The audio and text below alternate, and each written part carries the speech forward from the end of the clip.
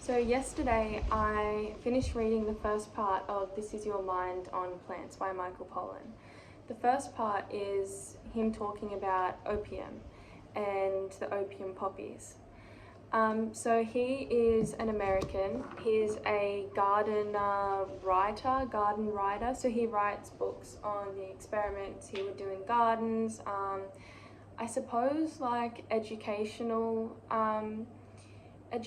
books with gardening, or I know he tends to like delve into the symbiotic relationship humans have with plants and how reliant we are on plants.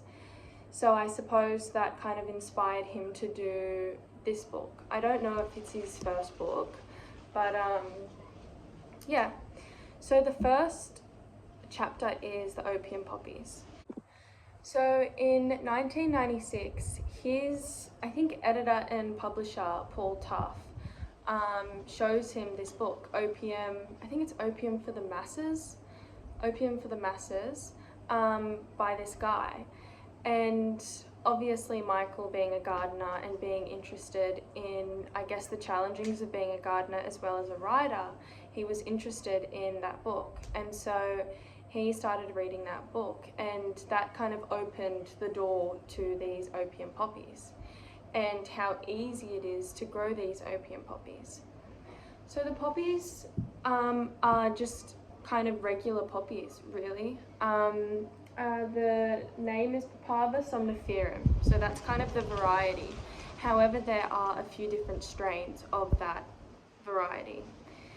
So in America in the 90s, and even before then, these poppies were just growing in gardens regularly. They were sold at nurseries, they were sold at floristries, you could buy the seeds on the seed catalogue, you could buy the poppy seeds at the grocery store. So they were just so easy to access, and they were so common as a plant, as a flower. So he's basically discussing in the opium chapter how easy it is to access a plant that is so stuck in the grey area kind of legality. He talks about how ignorance is bliss when growing these poppies, because obviously these poppies carry opium in them. So with all of these people growing them in their gardens, they're obviously not aware of the power that these poppies do carry. So he's talking about the legality of it.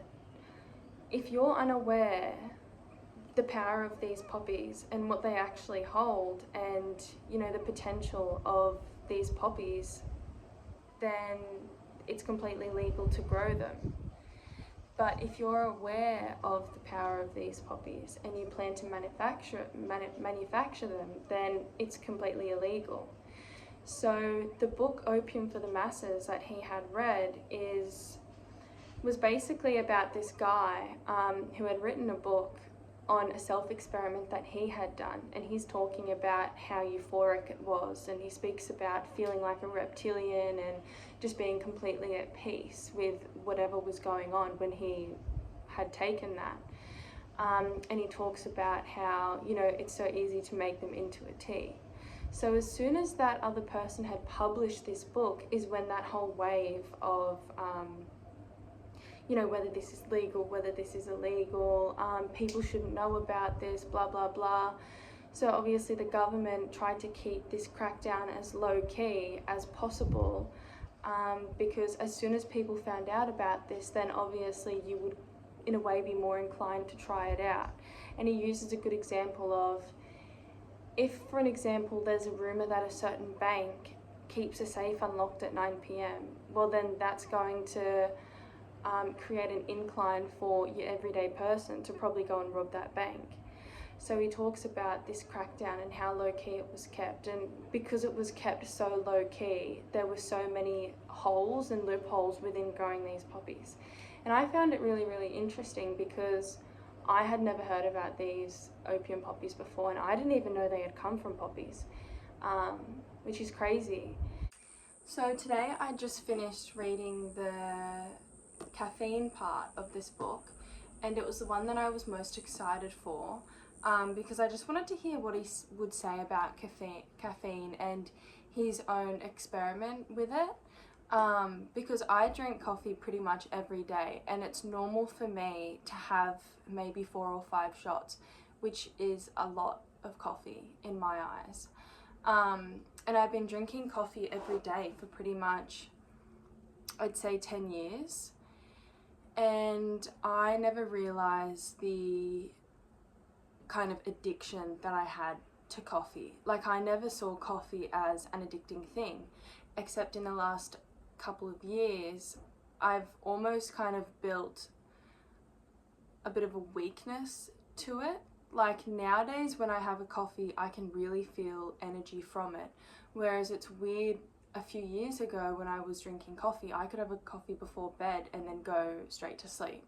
But now I can't. So it's almost like naturally I've just gotten so weak to coffee, or become so aware of the energy that it actually has given me. And a few months ago, I just wanted to do my own experiment where I just stopped drinking coffee straight away. I just completely cold turkeyed it. And the first 2 days was all right. I just thought, oh, this is an absolute breeze. Like, maybe I'm not so addicted. But then on that third day, I was at work, and all of a sudden it just felt like I was in a dream. Like, it was like my brain was so foggy, and I felt like I was disorientating a little bit. And Michael Pollan says something about that too. Like, when he started withdrawing from coffee, I think maybe his was like the 4th or 5th day, it felt like there was a white sheet in between him and reality. And over the days it slowly got more transparent, but it's like this feeling that there's just something looming over you. Like, you can just feel it's like you're just not in reality.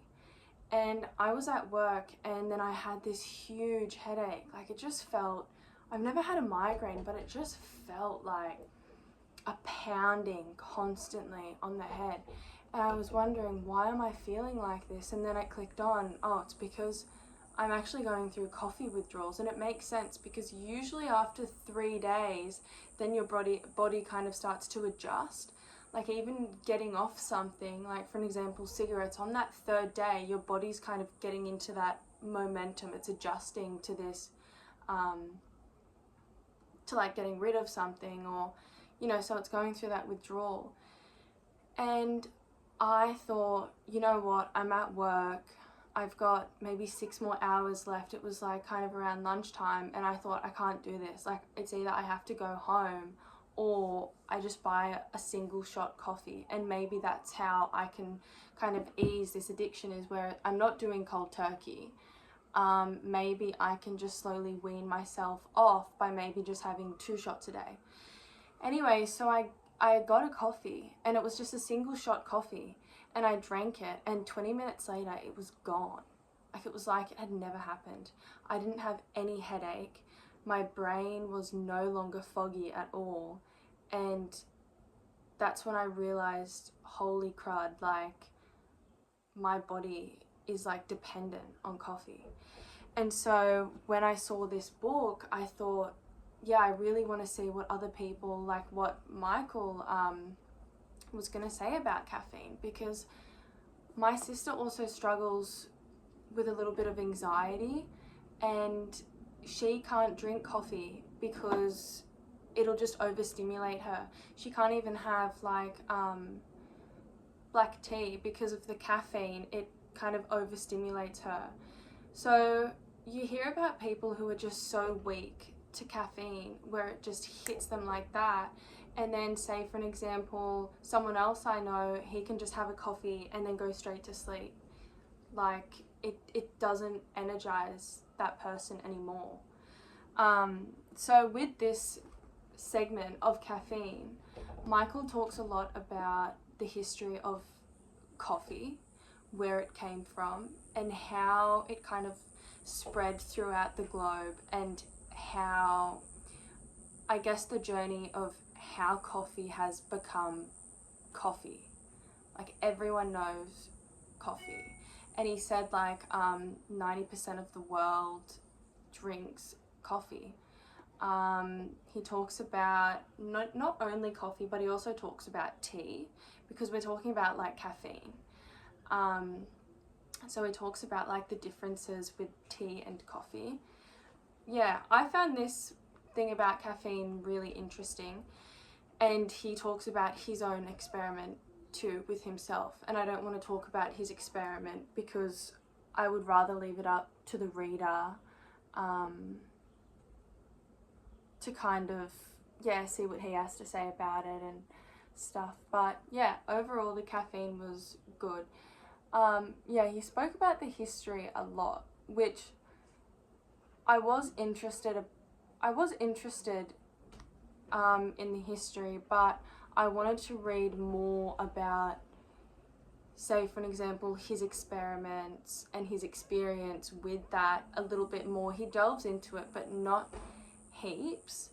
Or maybe more about what it does to the body. Like, he told us, you know, what it does to the body and stuff, but I wanted to know more, maybe if he were to have, like, dug deeper. But I suppose, yeah, still, I learned so much from that section. I also did just want to say, so obviously Michael talks about caffeine and how it came about, really, the history, how it kind of went throughout the world, and, you know, the awareness everyone has of coffee and caffeine, like soda, tea, coffee, caffeine's in a lot of different things. And obviously the reason why everyone is so addicted is just because of the lifestyle that we all live.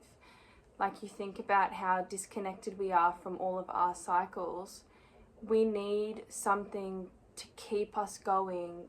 We need to have energy throughout the day because we need to get stuff done, because we need to earn money.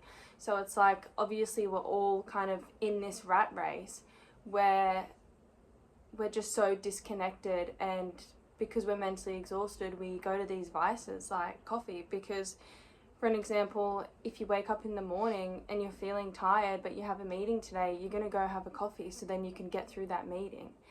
And he was talking about, I can't remember exactly what it was, but he mentioned something about cycles, and it straight away just made me think about, for an example, a woman's cycle. It's like roughly a 28-day cycle.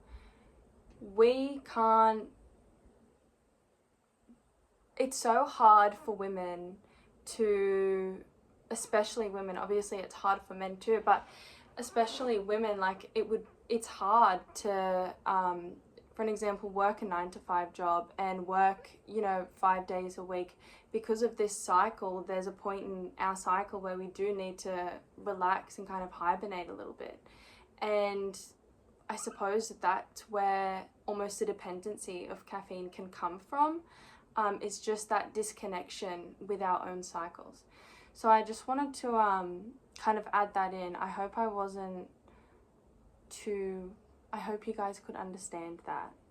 But it's, yeah, I think it's just like the disconnection with our cycles, female and male, and just the lifestyle that we are living, like just the capitalistic lifestyle, would really impact that. Yeah. So I've just finished reading the last part of the book, and he was basically talking about mescaline and his experience with mescaline. So it all kind of started during quarantine, actually, so it would have been a few years ago. He was reading Huxley, and when he was reading Huxley, I think it was The Doors of Perception, which may have come out in the 1950s. I feel like it was a while ago. I read that book a few years ago, and yeah, I think it could have been the 1950s or 60s, maybe early 1960s. Reading The Doors of Perception really intensified that desire to try to try, you know, mescaline, LSD, you know, things like that. His perspective, like the idea that a molecule could deepen or expand just the scope of one's reality, kind of made that moment perfect for it. Just being cooped up, being in quarantine, and being able to kind of experiment with something that you all of a sudden feel such an intensified desire to try. I mean, why not? I feel like it's completely tailored to that situation. So basically, he talks about how he first got introduced to it. He actually had the San Pedro cactus grown in his garden for years before he even thought about really researching or experimenting or doing anything, like showing any interest towards that specific cactus. So his friend had cut him a piece and basically said, this is wachuma, which is the Quechua people would call that wachuma. And it's almost like the friend wasn't completely aware that it was San Pedro because he only knew it under that one name. So yeah, that's kind of how it all unfolded. In this part as well, he speaks about the legality of the cactus, and also I found what was interesting with reading this. He talks about like the parallel of the traditional use. So people in the Americas, how they would use it traditionally, you know, for ceremonies, and it was really seen as a sacred plant. And I feel like, and then the other side of that parallel was the modern day use. So, you know, people who are using it recreationally, people who are almost using it for a different reason in a way. So that tends to happen, I think, a lot with these plant medicines. I think overall the book was really great to read. I found it really, really interesting. The impact that these three plants had on society, had on humans, had on cultures throughout centuries, and the significant role that the plants had played within our society through medicines and recreation. So yeah, I really think that I will be reading more books by him.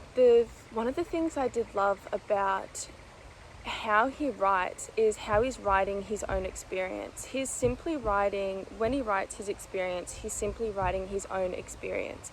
He's not claiming that, you know, these things do this and this does that, and you should be trying this. You should be, you know, for an example, you should be stopping coffee, or you should be doing this, or this is how you do it.